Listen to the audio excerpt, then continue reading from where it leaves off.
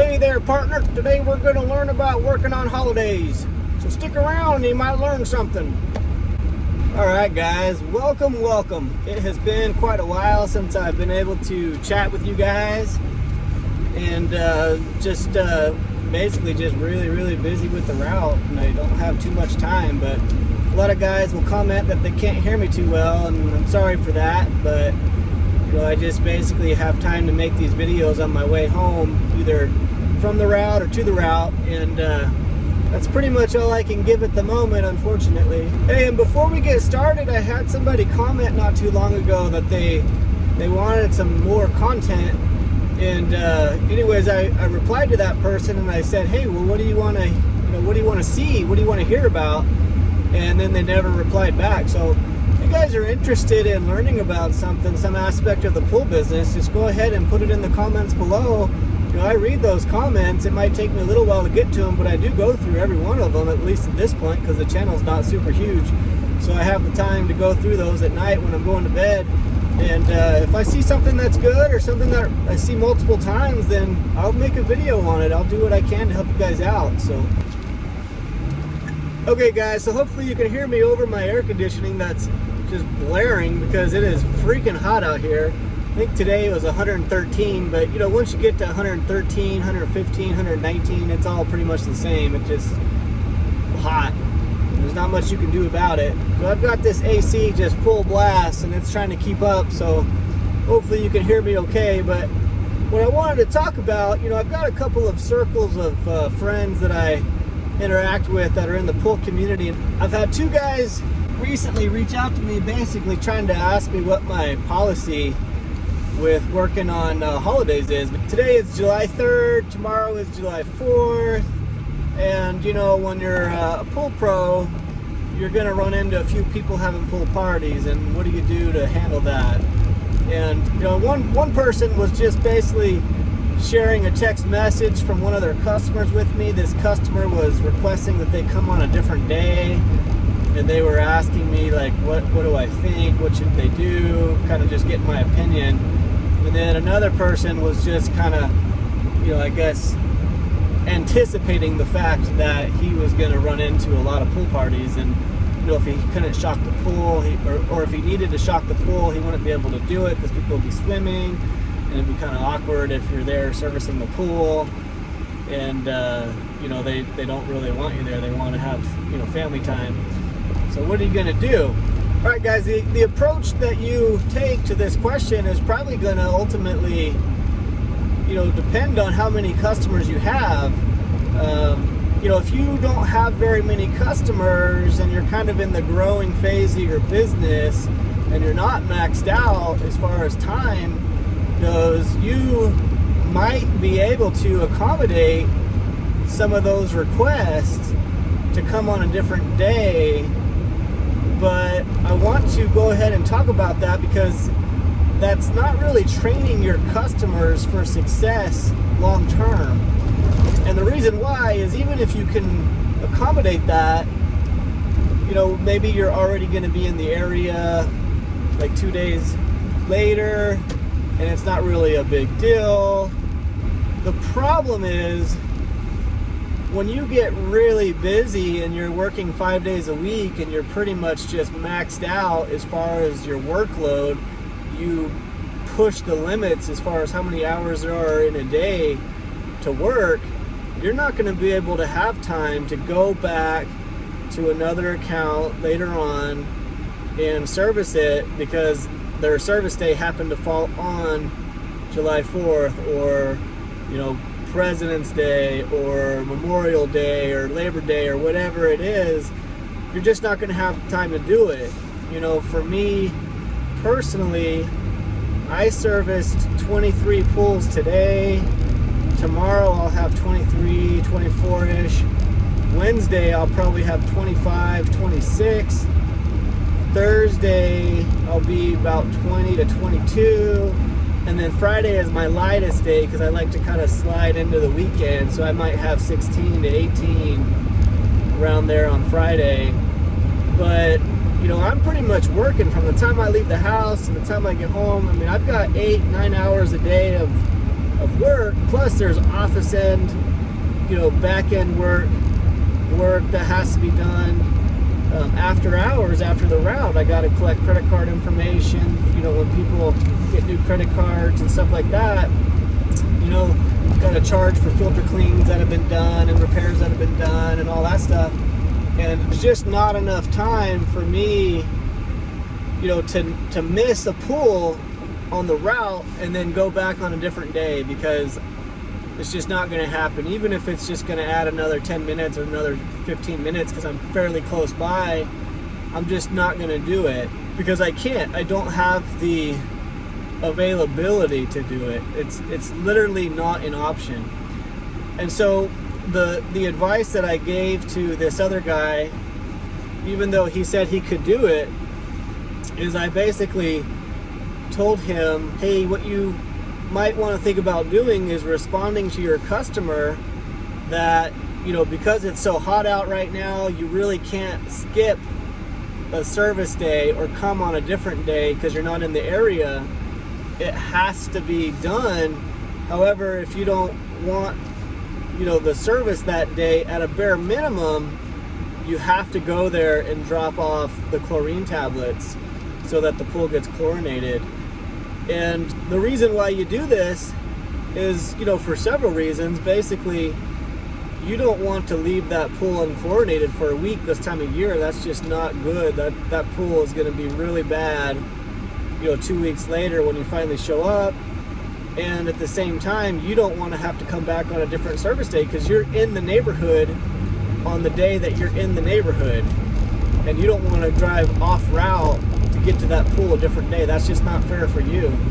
You could easily see a business that you start, it's kind of smaller, maybe you have 30 clients, then you have 40, then 50, then 70, then 80, then 100. Who knows? The sky's the limit. And you might have, trained your customers where 20 of these people or 30 of these people expect you to come on a different day than a holiday, and that's just going to be completely unmanageable. So I kind of have a hard rule, and I draw a line in the sand for my customers, and I say that the only day that I can come is the day that I'm in the neighborhood already. If I have to come back for whatever reason, then there has to be an off-route, service charge. The reason why we're able to do full service so cost effectively is because, when your route is set up, you literally have, you should have, depending on your geographical area, a very short drive to the next pool because you hit them all in order and it's a route. And, you might do this route on Monday and then they want you to come back a different day. Well, you might have to drive 20 minutes or, just to get to that one pool, and that's not going to work for you. You have to charge for that. But in my experience, if you explain to the customer why you can't do that, they're usually happy to accommodate if they like you as a pool guy. So having said all that, let's go ahead and move on, and we'll talk about what do you do if you're out servicing your route and you show up to a pool and you've got this big old party going on, and you guys are going to see this occasionally. It's not like you've never seen people in a pool when you show up to service, but you might see it more on the holidays. I'll tell you the strategy that I use is basically I kind of use it as a freebie, because the truth is, even if they like you as a pool pro, they don't want you there. And the truth is even though I like my customer, I don't really want to service the pool while they're in it. And so the strategy that I use is when I walk in the backyard and I walk around that corner of the house and I see the pool and I see all these people in it, I just keep walking straight into the pool, and basically I'm assuming that I'm going to service the pool. I don't even give them the opportunity to think, oh, he's not going to service the pool because it's July 4th. If I were to stop and go, oh, look, there's people in the pool, what do I do? They would think, oh, well, maybe he's not going to service. I don't want to even give them that thought. I just keep walking straight to the pool, and I start into doing my service, and I immediately lock eyes with whoever's in charge of the place, and that's usually your customer. If not the customer you signed up with, there's usually, hopefully, an adult there, and you just tell the adult, oh, hey, you guys don't have to get out at all. I'll be real quick. I'll just check your chemicals, make sure that's good, empty your baskets, and I'll get out of your hair. You guys can keep swimming. Don't even mind me. I'll be 3 minutes, and then I'm out. And they're like, oh, okay, cool. Yeah, no problem at all, Ryan. Go for it. Do your thing. And it's a freebie for me because I don't want to be there 15 minutes. I want to be there 3 minutes. And it's a heck of a lot better than not going at all and then showing up the next day or 2 days later, driving off route an extra 20 minutes and doing it that day instead.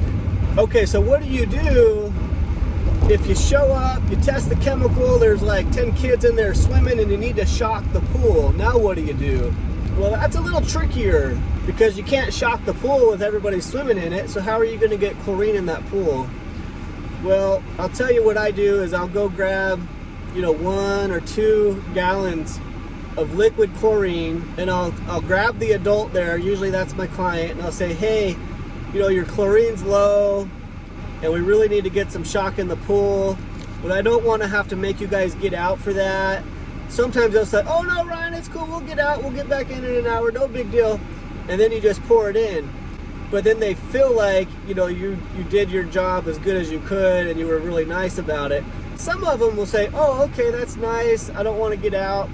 And then if you're really in a pinch and you really need to get some chlorine in that pool, worst case scenario, you could even put in 1 or 2 tablets in the skimmer because that'll dissolve in a day or 2, maybe 3 days max. That's not a good practice to do, long term. But if you're in a pinch on a holiday and you really need to get some chlorine in a pool, yeah, I'd throw a tablet in a skimmer, and that sucker will be completely dissolved in a couple days, and you'll get some chlorine in that pool. But definitely don't think that you can, do that regularly. You say, oh, well, Ryan told me I can put these in the skimmer because that low pH, those tablets, it's right around a 2 or a little over a 2 pH. That's going to destroy that shaft seal, all those plastic components, in the pump and in the filter. That is not something you want to do regularly. I think in the last year or 2 years, I can maybe think of 1 customer that I had to put a tab in the skimmer, and it was that exact situation. I needed to shock a pool, and there were 6 kids in it swimming while I was there, and there was just no other way to get the amount of chlorine that I needed in there, so I did that. I'm guilty. But anyways, that's all I have for you today. I'm trying to keep the videos a little bit shorter. Nobody wants to hear me, ramble for 30 minutes. So I think we're probably, I don't know, under 15 minutes at least on this one, or close to it. So that'll wrap it up. Like I said before, if you guys are interested in any particular topics on pool service businesses, go ahead and leave them in the comments below. And please like the video and subscribe if you're interested in seeing more of this stuff. That obviously you guys already know this, but that helps YouTube push it out to other people. And that's gonna wrap it up. So carry on. Wish you guys the best of luck. And if you want to join the Facebook group, you'll find that information down below. Talk to you later.